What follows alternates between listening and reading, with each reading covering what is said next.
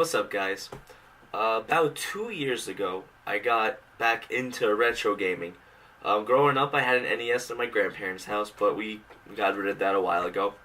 And, YouTubers such as Lazy Game Reviews, the 8-Bit Guy, Rerez, and all these other people that I like to follow on YouTube, they do all these reviews and stuff, You got LGR always doing, I like his thrifting when he finds all these cool games from any type of platform, not even just retro tech, like from the NES and the SNES or something like that. Just any type of game, for PCs, something for maybe a Packard Bell, anything. Then you got the 8-Bit Guy, who does all these cool restorations and also is a big retro gamer. So I looked around because I wanted to see what all this fuss was about with the NES Classic. I'm not into modern systems where Nintendo pulls out an HDMI console with a couple of ROMs on it. Because that's pretty much what it is, You go on eBay and the entire site is just completely full of these NES clones,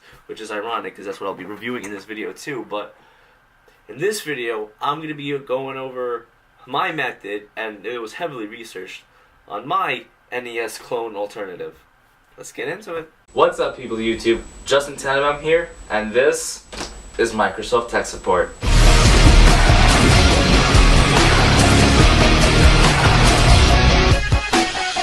I'm just a step away, I'm just a breath away, losing my faith today. I am just a man, not superhuman. Save me from the hate. Just another fairy tale. Just a step on the edge. Just another day in the world we live. I'm in here. So the way I started looking around for these things, or this alternative method, was, the 8-Bit Guy, he just bought a bunch of consoles, and that's great, but what's the point of having all of them when they all do pretty much the same thing? Top loading, front loading, it doesn't really matter. Then he bought an all-in-one console, and that's great, but I'm looking for something that I can proprietarily use, that's low profile, I can move it around and everything because I don't have a lot of room here. I'll show you, right now. You see I have my 360, then my TV, and then a very, very bad, poor decision with my game consoles being stacked. But, so what I did was, I looked around online, and the best thing for myself, and it might be different for you guys out there, but I got this little guy over here. It's the Retro Entertainment System from Retrobit. Ironically, the guys that make all these other really great consoles, they have other ones like the Retron 5 and everything. It's the same company, and so it's really great. I got this at Micro Center on sale for, I think, around $15 to $20.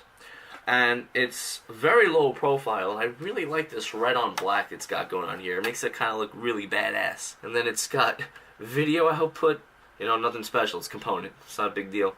And then it's got one audio output because it's not stereo. It outputs audio mono, which, NES can do stereo, but much games didn't do stereo output for audio, so it's not a big deal. Now, for doing this alternative, you got the console, which was only $15, But now, with this alternative, you might be thinking you actually have to physically collect the game hardware. Well, I thought about that too, and I actually have a workaround for that too. This is a 500-in-1 NES cartridge. Now, I'll be honest, I've had this for a very long time now, and most of the games on here are either ROM hacks, stuff for the Famicom, which was the Japanese NES, games that weren't exclusive to America, and then you got really shitty games, but it doesn't even have Super Mario Brothers correctly. The way that they ported the game over was you're missing the title screen. I'll show you now. You see, you're missing the title screen, and everything's pretty much in a turbo mode, which is ironic because this is what it came with. It came with a turbo controller. This is not really very well built. It's very cheap. It's very that's very clickily. This is the D-pad is just one circle really, and this console, however, you can use original NES controllers with it if you have it laying around. The way I have my RES set up is it's going through AV out, and it's not going directly into my TV because I got a couple of devices that run off AV over here. So I actually have a switch box here, you know, different labels and everything, but I don't have a Nintendo label, but I have it under N64 because that's the closest thing to Nintendo I have. So I just gotta go up to my TV, make sure it's in AV, hit the N64 button, and then turn on this thing. And you know it's on by it gives you a really weird pattern when there's not a cartridge in. Now for some bizarre reason I couldn't get my capture card to work, so I can't do direct-to-video capture, so I'm gonna have to be using my camera off my TV to record the gameplay. So here's some examples of some good games that came with my little 501 game cartridge. You know, you got your classic games here like Contra, which I really like but I am not really good at. And then you got games like RoboCop, which the movie was good, but the game, I mean, you have two different buttons that do the same thing, so, you know. Then we got another favorite one of mine, Bubble Bobble 2. And I really like this game, but I haven't played it in a while, so I'm not really good right now. And like I said before, we got games that this thing does, such as Super Mario, which plays in just really fast mode that makes it really hard to play, but I'm trying to do my best here. You know, and then we go on to some weird games like Pikachu? It's just Pokemon Tetris with a lot of presets that you can pick before you play the game. And I'm not really good at Tetris, you know. Sometimes I have good times. You know, I'm not really that good at Tetris. You know.